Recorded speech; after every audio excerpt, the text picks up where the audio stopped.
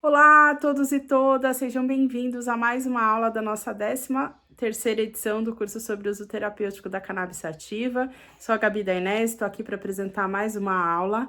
A aula que a gente vai falar sobre o uso da cannabis na medicina esportiva. E para essa aula a gente vai receber o Dr. Jimmy Sfardin. Queria agradecer a ele mais uma vez por estar aqui conosco. Espero que vocês gostem da aula e a gente se encontra então na próxima quinta-feira.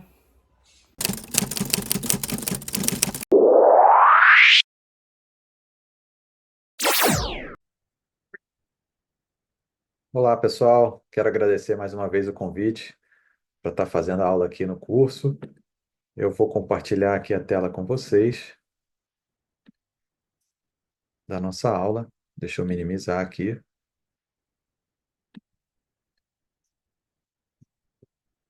Vamos lá.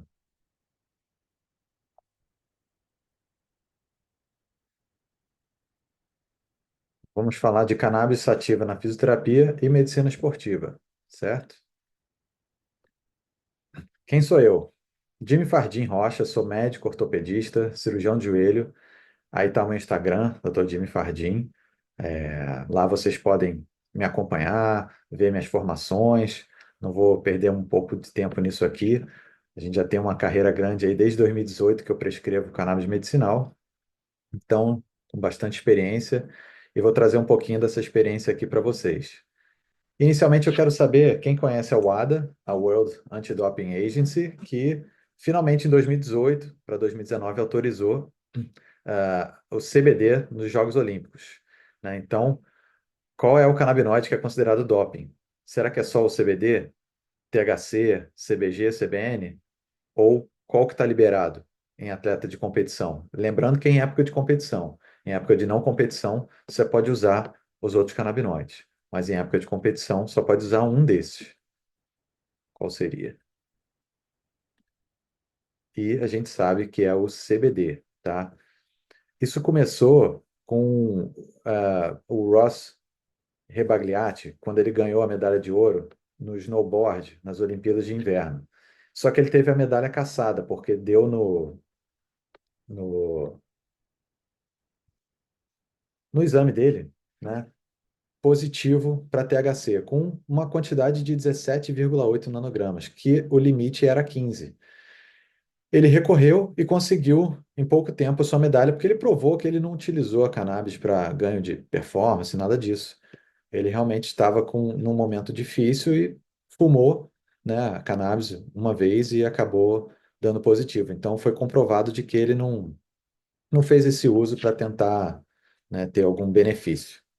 Então isso começou-se a ser discutido e finalmente em 2017 para 2018 a UADA removeu o CBD, além de depois antes ter aumentado a dosagem, né, no doping. Antes era 15 nanogramas, passou para 150 e teve mais tolerância na punição, tá? Hoje, quem comprovar que usou recreativamente, pode sofrer uma suspensão por um tempo e não ser punido drasticamente, né?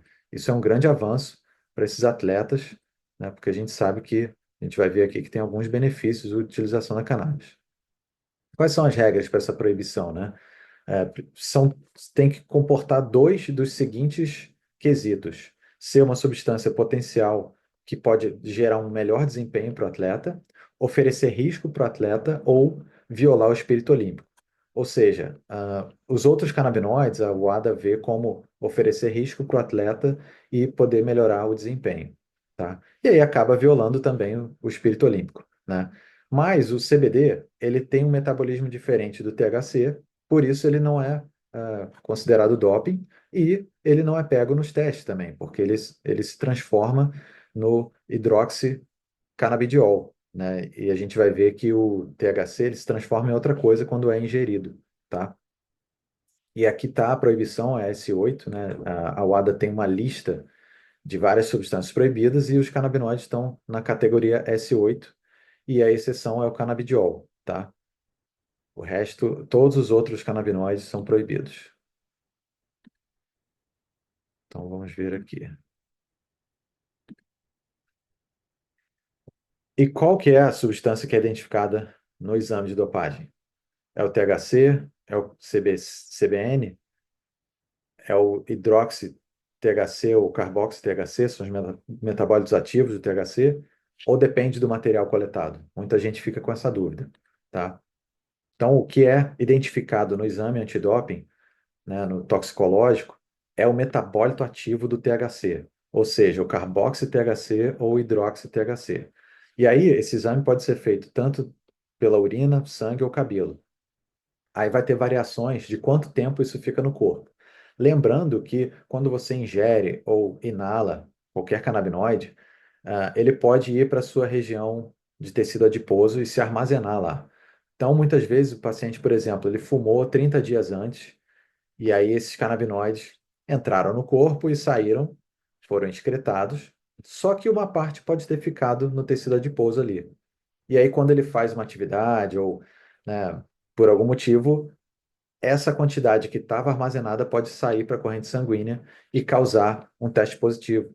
Por isso que é tão complicado a gente fornecer THC e outros canabinoides para os atletas, porque a gente não sabe mais muito bem quando tem que terminar de utilizar para ficar só com CBD isolado.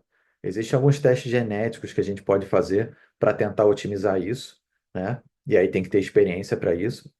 E você pode justificar o uso do THC com uma AUT, ou seja, uma autorização de uso terapêutico. Mas a prescrição só não elimina a dopagem, tá? Então, se essa AUT for aceita, você tem que ter todo, né, um histórico, comprovar de que o THC ou o CBD, enfim, o canabinoide que você está fornecendo é importante para esse atleta, né, que além do CBD ele vai ter que usar outros canabinoides. Aí sim você consegue fazer com que esse atleta utilize o THC para o benefício dele, tá? Então aí estão os metabólitos ativos do THC. O que é isso? É quando você ingere o THC, ele vai ser metabolizado no fígado, ele vai passar por essas enzimas hepáticas, essas CYPs. Essas CYPs são enzimas que degradam os medicamentos, né, as substâncias que você toma, para transformar no metabólito ativo que vai acionar um mecanismo de ação nas células, tá? E aí são esses metabólitos ativos aqui que vão ser excretados na urina, normalmente, ou vão estar correndo no sangue ou no cabelo, tá? Tem uma variação de tempo, assim, o sangue, você acha até uma semana no sangue, depois de uma semana dificilmente você acha o metabólito ativo, isso normalmente, né? Tem paciente e paciente. O cabelo são 90 dias ou mais, e a urina normalmente um mês, tá? Então, se o atleta utilizou e for fazer um exame de sangue, em uma semana é bem provável que dê positivo. Depois de uma semana é um pouco mais difícil, mas mesmo assim pode acontecer. Então é um risco, tá? E a urina, 30 dias, normalmente. Então, quais são os conceitos que a gente tem de medicina esportiva, né? Então, o MR é a máxima repetição, é aquela repetição máxima até a fadiga que o paciente pode fazer. O VO2 é o consumo de oxigênio, que é o que vai dar realmente a performance dessa pessoa, como é que ela está, como é que ela consegue performar, né? Se ela tem condições, se ela tá otimizado o corpo dela. Produção de gás carbônico é importantíssimo para saber o limiar anaeróbico e o limiar aeróbico dessa pessoa, ou seja, até quando ela está utilizando oxigênio para fazer as reações químicas e contração muscular, e quando que ela começa a não conseguir utilizar esse oxigênio e fazer a produção de lactato, né, que é o ácido lático que vai se acumular e gerar toxina no corpo, gerar a cãibra, gerar a exaustão, né, gerar a parada do exercício, porque se você continuar, você pode lesionar, né? Então, a cãibra normalmente é uma indicação de que você exagerou, aquela dor também que fica no dia seguinte é sinal de que você também superou um pouco ali o que o seu músculo estava, né, é, pronto para fazer. Então, é importante a gente ter esses conceitos para a gente não exagerar, né? E até para monitorar para ver se o atleta está tá indo no seu limite ou não e quando que você vai proporcionar que ele vá até quase o limite para ele poder ter um ganho, né, de performance e de endurance, né? Então, esse ponto de compensação respiratória, que é o momento que o organismo não consegue mais alterar o equilíbrio ácido-base, vai concentrar ali coisas tóxicas para o músculo, é o ponto que você realmente tem que parar, né? Os METs é o equivalente metabólico de uma tarefa, então você sentado assistindo aula, você está gastando um MET, né, que é bem basal aí, gasto de calorias, mas quando você faz uma atividade, você gasta mais METs. E a gente pode medir isso, né, dependendo da quantidade de METs que você gasta. É uma atividade bem intensa, bem calórica e tem que ter cuidado, né? Pode ser perigoso, tá? Então, essas atividades de alta intensidade e treinamento intervalado, muitas vezes são treinos acima do limiar que o organismo consegue suportar. Então, tem que ter muito cuidado. Às vezes, né, CrossFit, a gente vê muita gente, às vezes, desmaiar ou até, infelizmente, gerar morte súbita, né? Porque o corpo não aguenta e se a pessoa tem uma predisposição ali, ela pode chegar na estafa e, enfim, poder ser mais grave. Então, aí estão algumas zonas de frequência que são zonas de atividade, né? A melhor zona, assim, para você ganhar performance, para você ter uma queima boa metabólica, é uma zona 2 ali, zona de atividade moderada. Mas lógico que quando você quer outros objetivos, aí vai depender do objetivo da pessoa, né? Para você poder ver em qual zona que ela vai trabalhar. Normalmente a gente vê pelo VO2 e pela frequência cardíaca, tá? Quanto mais frequência, quanto mais esse coração tem que bater para fazer aquela atividade, maior é a zona de frequência que esse paciente está se submetendo, né? Então, uma zona de esforço máximo ali, zona 6 o batimento dele está muito alto, né? Tá ali, normalmente a gente pega uma base assim de pegar 220 menos a idade, mas isso varia um pouco e é sempre bom estar monitorado e é sempre importante a gente antes de fazer uma atividade, porque a gente está vendo muito, né, essas febres de fazer corrida, fazer 10 quilômetros, nunca correu e começa, vamos fazer 10 quilômetros semana que vem? Vamos. Isso é muito perigoso. O cardiorrespiratório dessa pessoa está preparado para isso? Será que ela tem condições de fazer isso ou ela vai fazer uma coisa que vai ser surreal para o corpo dela? Então, isso é bem perigoso. É lógico que a atividade física é importante. Então sempre você passar por um médico e ver se você pode fazer aquela atividade física, ver se está tudo bem, fazer aquele check-up básico. Por quê? A atividade física tem muito efeito interessante para o nosso corpo, né? É o tratamento para várias doenças e prevenção de várias doenças. Então, aumentar o consumo máximo de O2, aumentar o débito cardíaco, né? Diminuir a frequência cardíaca, você otimiza a contração muscular, né, do seu miocárdio, do seu coração. Você aumenta a densidade capilar dos músculos, você fortalece os músculos, protege os ossos, né, fortalece os ossos, faz o cálcio entrar no osso. Você aumenta, otimiza as mitocôndrias, ou seja, baixando a produção de radicais livres, né, diminuindo essa espécie reativa de oxigênio, que quando você faz uma atividade física, você gasta ATP, né, que é aquela moedinha do corpo. Quando você gasta um ATP, você está gerando energia. Então, se você otimiza a geração da sua energia, você precisa de vários componentes para fazer isso. E um deles, e o mais importante, é o oxigênio. Quando você começa a gastar todo o seu oxigênio, você começa a liberar radicais livres que podem, muitas vezes, gerar toxinas no seu corpo.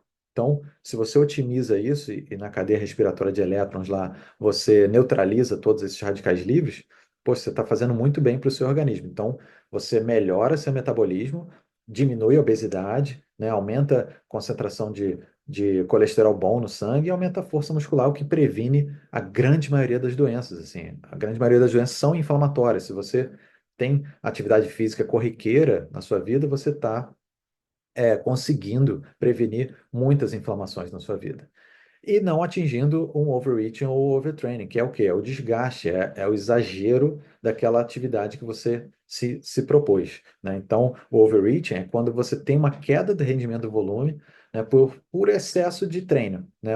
É antes do overtraining.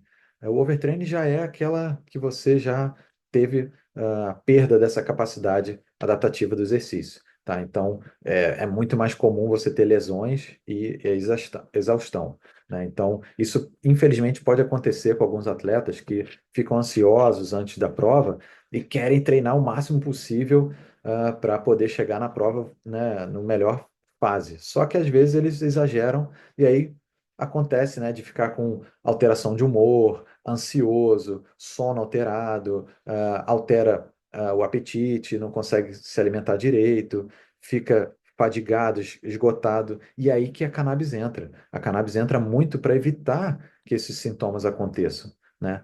Porque se isso acontece, você pode gerar mais síndromes, como essa do REDS, que é a Relative Energy Deficiency in Sport, que antes a gente achava que era só a mulher que acontecia isso, seria a tríade da mulher atleta, né, que é a osteoporose, a amenorreia, né? Então, a paciente e a fadiga. Então, se você tem essa baixa energia, vários fatores estão relacionados a isso, né? Se você diminui a sua performance, a força muscular cai, a motivação cai, você perde a sua performance de cognição, de habilidade, né? Então, quando isso acontece, isso é bem ruim para o atleta, né? O atleta realmente fica bem chateado porque ele se preparou tanto e acabou não sendo preparado da melhor maneira, né?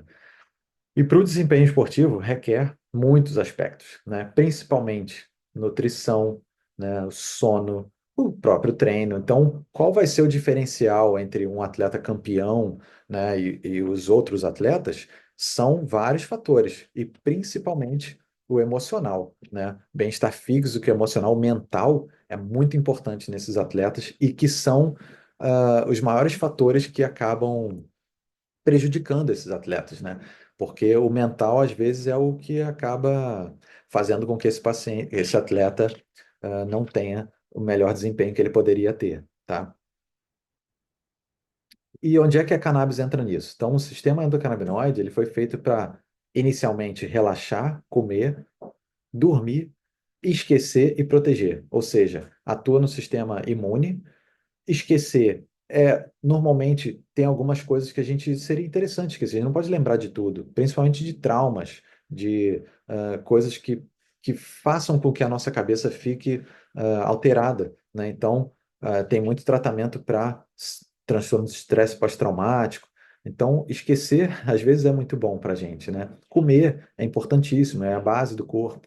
Relaxar, então, relaxamento muscular, diminuir o cortisol, relaxar essa pessoa, dormir, que é muito importante, né? Então, a gente tem a síntese dos nossos canabinoides, nossos endocannabinoides, a partir de todas as células do corpo.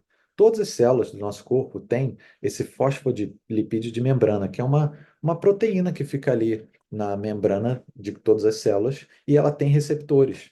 Quando esses receptores são ativados pelo sistema endocannabinoide, né, esse receptor canabinoide ativado, ele vai formar o endocannabinoide, né? Então, você pode ativar ele com um canabinoide, por exemplo, tomar um óleo, ou às vezes até o fumo, né, gera os canabinoides que vão ativar esses canabinoides e podem produzir os endocannabinoides, tá? Então, é uma maneira de você conseguir gerar isso. Só que uma das maneiras mais interessantes que você gera é na alimentação, né? Então, como a alimentação é importante, os dois principais endocannabinoides é o 2-AG e a anandamida, tá? Mas tem outros, né? O palmitoil etanolamida, que também está disponível para ser comprado na farmácia, ou ele e o etanolamida também.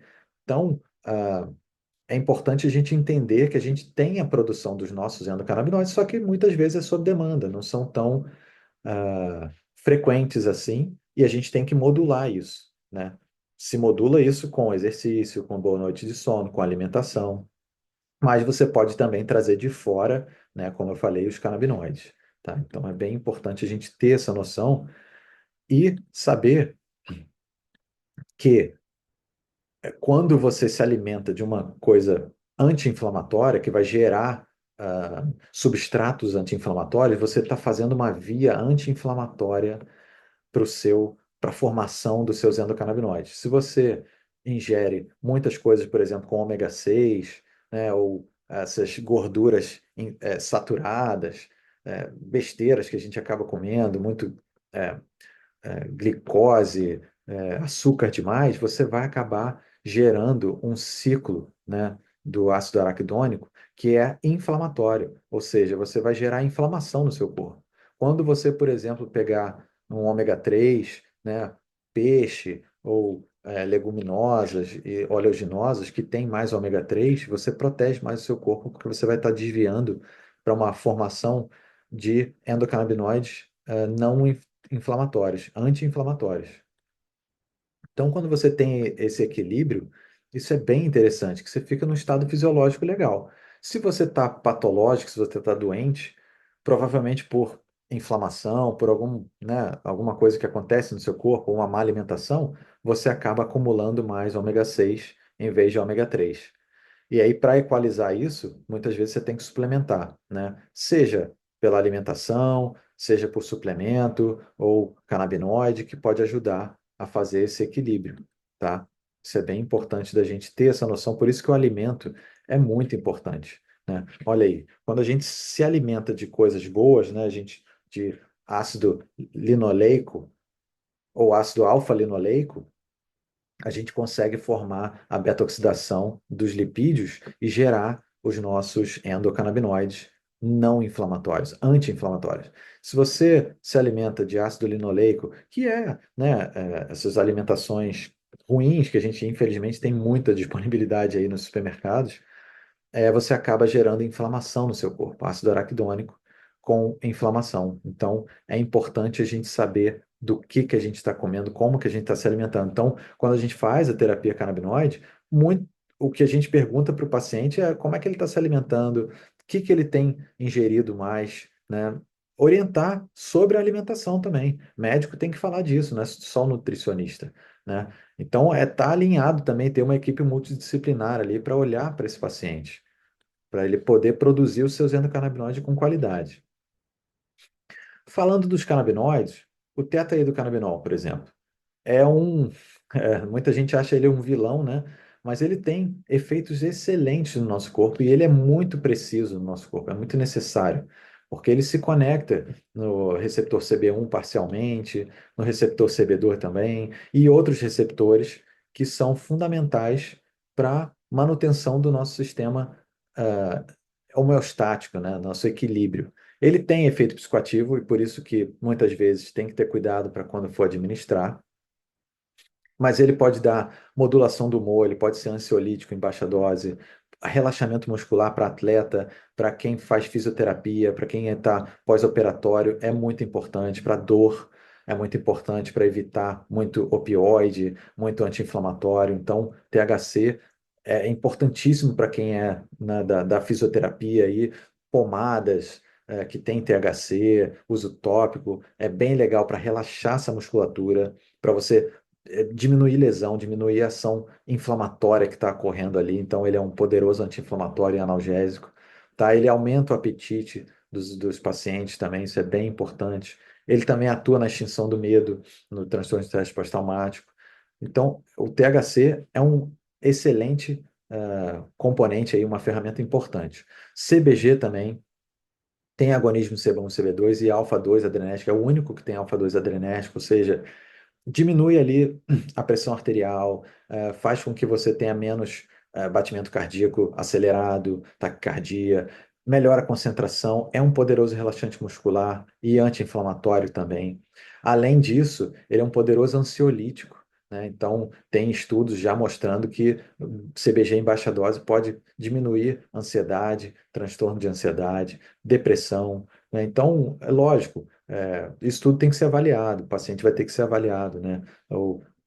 principalmente quem fez uma cirurgia ou fisioterapia, que está atuando ali naquele paciente, muitas vezes ele vai ficar muito ansioso, querendo saber quando que ele volta, quando que ele vai melhorar, como é que está a progressão do tratamento, será que está indo bem? Ele vai ficar ansioso, não tem jeito. Então o CBG entra muito nesse caso aí também, tá? O CBC, pouca gente fala dele, mas ele é bem importante também porque ele é agonista CB2 seletivo, ou seja, ele vai atuar muito no sistema imune, muito no músculo, né, no osso. Então, pacientes que estão em recuperação, em reabilitação, o CBC é bem importante, tá? Ele é um neuroprotetor também, então, para neuroinflamação, para doenças degenerativas, ele é bem importante. Ele tem uma ação tópica legal também, até para acne, tá? Tem um poder antifúngico, é um dos poucos que são antifúngicos, canabinoides. Então é um espaço interessante para o CBC, tá? Que é bem legal. CBN também para sono, para sedação, é bem interessante. Ele tem um poder analgésico também muito legal. Às vezes eu utilizo um paciente que está utilizando THC e está tendo efeito colateral, né? Eu faço CBN ou CBG, porque eles têm poder analgésico também interessante, tá? Então, como é que eles vão auxiliar no esporte e na fisioterapia, né? Na recuperação muscular, a gente tem, né, a resposta inflamatória excessiva, muitas vezes, gerando uma recuperação prejudicada, uma dor muscular, né? Porque você acaba fazendo com que esse músculo tenha muita lesão. E para você é, cicatrizar essa musculatura e voltar com que ela seja uma musculatura contrátil novamente, a gente tem que ter ação de uma célula chamada célula satélite. E elas são estimuladas pelos canabinoides. Então, quando você tem lesão muscular, quando você tem uma contratura muscular, né, um estiramento, quando você tem um pós-operatório, o canabidiol entra, o cannabis, né, entra muito, que o CBD também é bem importante nessa atuação.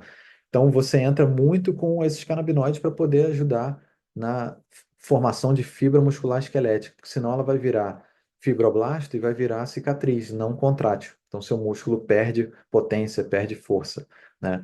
Então, o reparo muscular é importantíssimo com a utilização de canabinoides.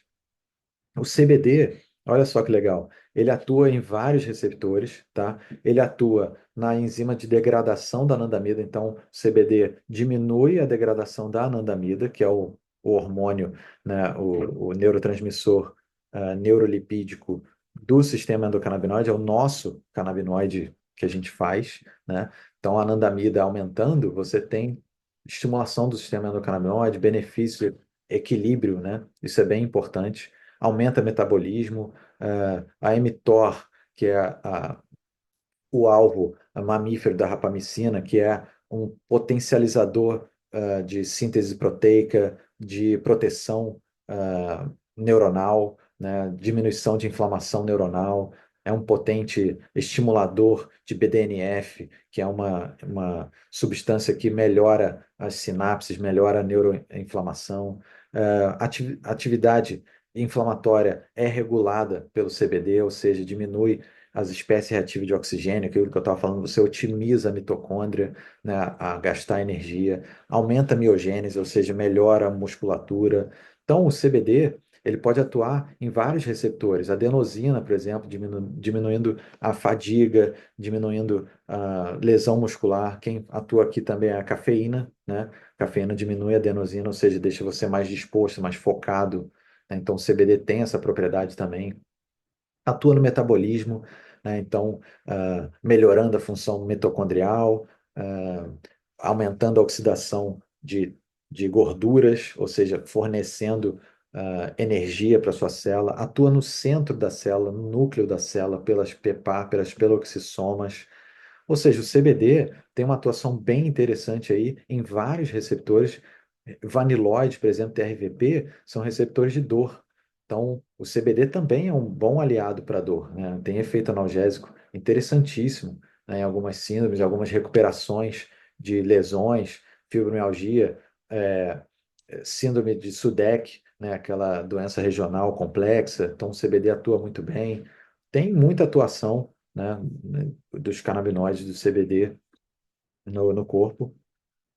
Um barato da corrida, o runner's high, que antigamente a gente achava que era da endorfina, a gente descobriu que a anandamida é quem é a responsável, ou seja, por aquela euforia, aquele relaxamento do corredor. O cara está correndo ali, e aí daqui a pouco ele entra em transe, ele esquece de tudo, ele fica focado, ele parece que entra na mesma frequência ali da corrida e vai embora, sabe? Então tem essa euforia, né? Às vezes numa atividade física também você sai completamente euforizado.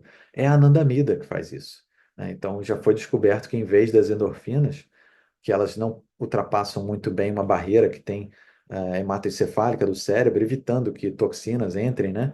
A endorfina também não entra muito bem, e quem entra muito bem é a anandamida. Olha que legal. Então, o sistema endocannabinoide aí ajudando cada vez mais no esporte, né?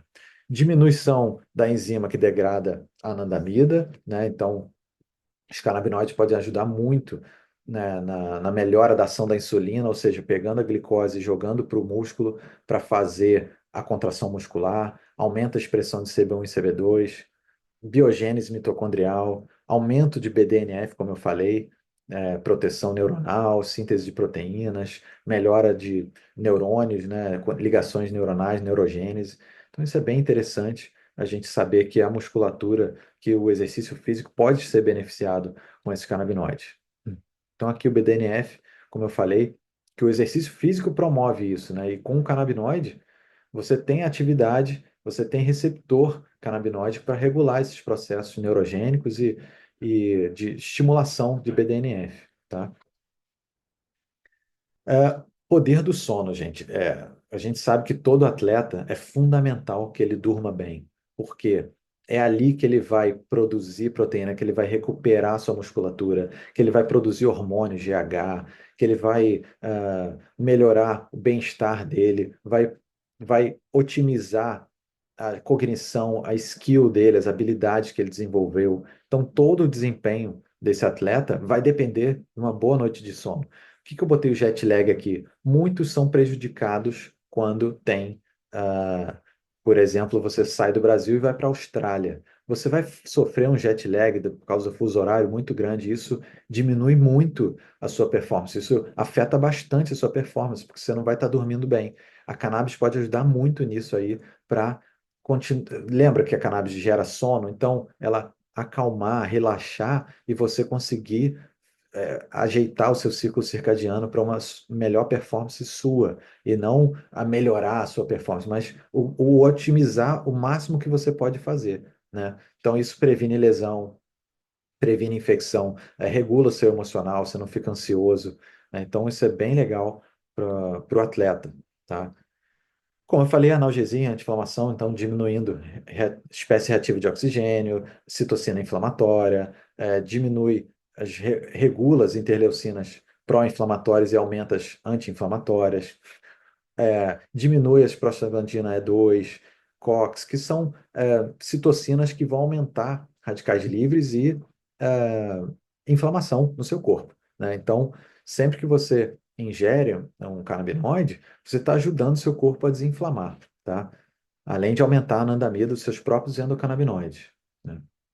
Modular a inflamação, neuroproteção. Então, alguns atletas que têm muita concussão, né? Por exemplo, boxe, MMA, futebol americano, rugby, tem muita cabeçada, tem muita pancada na cabeça, traumatismo crânioencefálico, né? O TCE.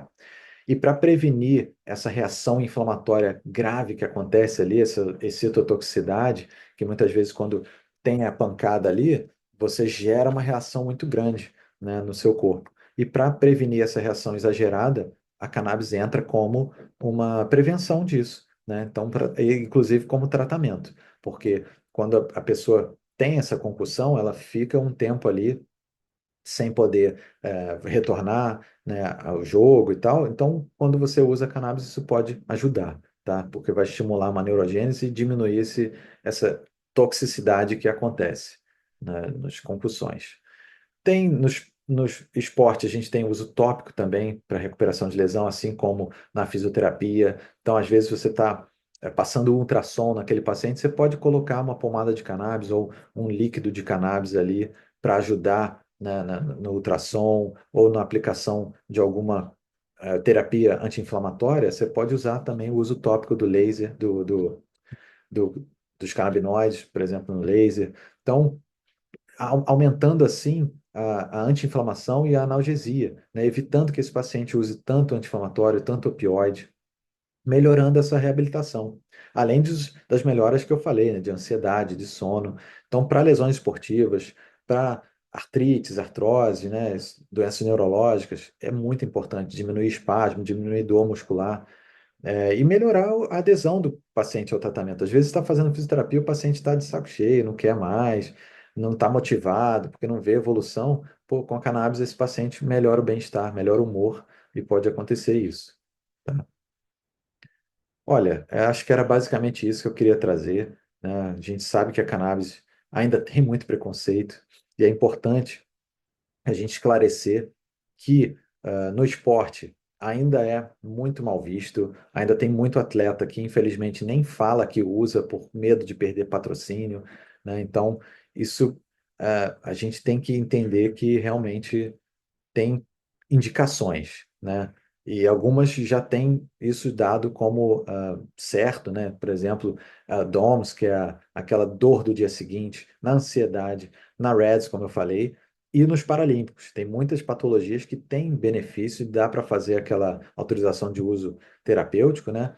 Então, já tem comprovação científica disso, tá? Por exemplo, aí a DOMS, que é aquela dor do dia seguinte, né?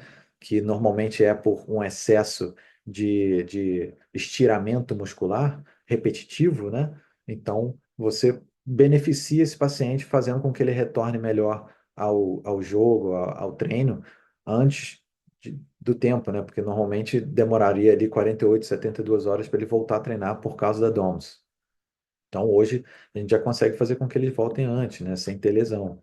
Estudos com cannabis tem muitos, ó. A gente já sabe que tem muita coisa que a gente pode dar como, né, certo de que a cannabis atua na musculatura, atua no metabolismo muscular e ajuda esse paciente, só que nenhum deles comprova que melhora a performance ou que vai prejudicar o paciente. Então, muitas vezes a gente tem que entender qual é o que a WADA está olhando, né? Ansiedade, recuperação muscular, a gente já sabe que tem melhoras, tem estudos aí com mais de 111 pacientes que já faziam exercício e pararam de usar. Olha só, mais de 90% sentiram diferença quando suspende, né? Então, é importante a gente olhar para esses estudos, saber, por exemplo, qual exercício é o melhor otimizado quando você usa cannabis, que é o moderado, né? Não é o exercício intenso e nem aquele fraquinho. É um exercício moderado ali, zona 2, zona 3, que é uma zona que você está, né, buscando ali uma performance e vai ter um aumento da anandamida e 2-AG, tá? Eu tenho um caso clínico aqui de um paciente que eu atendia, que eu atendo, né? Que é um corredor de 62 anos. Ele já estava fazendo maratonas e ultramaratonas e nunca tinha utilizado cannabis. E ele queria fazer uma maratona de 200 quilômetros com 62 anos. Ele já usava esses suplementos aqui, creatina, whey, tudo tentando otimizar, né, o seu gasto energético, sua performance. E ele queria ver se a cannabis podia ajudar. Falei, olha, tudo bem, fizemos os exames, tudo direitinho, né? Ele estava ótimo. E aí a gente começou. Eu comecei com o Full Spectrum, o Whole Spectrum, né? 3.000. Então a gente começou com essa dose. E aí acabou. Não começamos com essa dose, na verdade. Essa aqui é a dose que tem o Whole Spectrum. Então a gente acabou começando com 10 miligramas de CBD e 5 de THC, né? Depois de alguns dias. E chegou na dose final, essa aqui, que a gente começou 180 miligramas, THC 8, CBC 26 e CBN 3. Esse aumento da dose foi gradual, tá? Aí ele ia me falando. Teve um momento até que eu até exagerei no THC e ele falou, poxa, estou me sentindo meio mal e tal. A gente voltou, diminuiu a dose, né? Ele usava uma gummy também, que tinha 1 para 1 de CBD e CBC, tá? Bem interessante essa gummy. E aí fizemos os exames, né? Quando eu comecei a atender ele, era em fevereiro. E aí ele começou a usar a cannabis, e aí olha só como é que ele teve vários benefícios, né? Peso, massa muscular, massa de gordura, água corporal, ele foi tendo vários benefícios ali com a utilização da cannabis, 3 meses depois que a gente fez o exame. Olha que legal. Massa magra, melhora da relação cintura-quadril, taxa metabólica dele foi ótima, ele continuou fazendo os exercícios que fazia e só acrescentou a cannabis. E aí teve essas melhoras, né? Ele estava se sentindo muito bem, me falou, poxa, tô me sentindo ótimo, aí até deu esse relato, né? Que ele é professor de educação física, ultramaratonista, e estava treinando para esses 200 quilômetros, né? E ele estava sentindo melhora na regeneração muscular, treino longo, sono, né, ansiedade. Então, estava indo muito bem. Aí eu falei, olha, tá certo, tá ótimo, mas a gente vai ter que dar uma pausa na cannabis aí para ver o que que vai acontecer.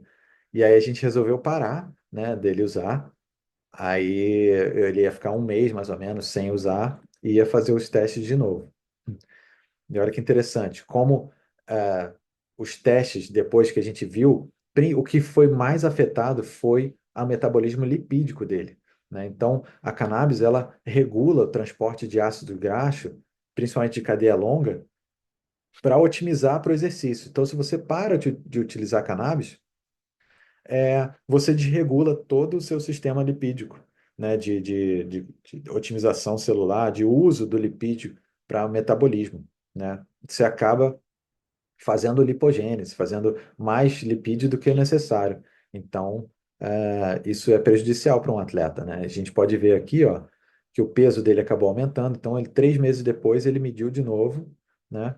E aí viu que ele continuou fazendo os mesmos exercícios, continuou o mesmo treino, só tirou a cannabis. Olha só como é que a massa de gordura dele aumentou, o percentual de gordura aumentou, né?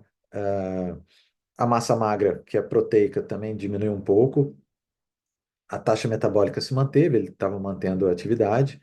Olha só a relação cintura-quadril, que é importante para a gente ver né, a quantidade de gordura que ele está acumulando. Olha o nível de gordura visceral, que é bem prejudicial, que é bem perigosa para doença cardiovascular, né? Então, foi muito interessante esse estudo, porque comprovou que o metabolismo lipídico é afetado diretamente pelo uso da cannabis, né? E aí a gente vê que alguns patrocinadores, né, da Olimpíada, por exemplo, a Coca-Cola, a gente sabe o que que tem na Coca-Cola, então será que a proibição da cannabis é somente por algum desses fatores que eles alegam, né? A gente fica na dúvida disso, né? Então fica o meu protesto aí, né, falando que a cannabis poderia ser utilizada como esses atletas aí usam, né, e fazem muito bem e são acompanhados por mim. E vários jogos já, várias entidades esportivas já estão liberando o uso da cannabis, a NBA, a NFL, né, o beisebol. Então, por que não a UADA também não liberar de uma forma controlada, aí, uma forma, né, acompanhado por um médico, o uso da cannabis no esporte? Quem quiser me contactar aí, ó, pode me mandar e-mail, tem minha rede social, né? E é um prazer sempre poder ajudar aí e esclarecer mais as dúvidas de vocês. Grande abraço aí, pessoal.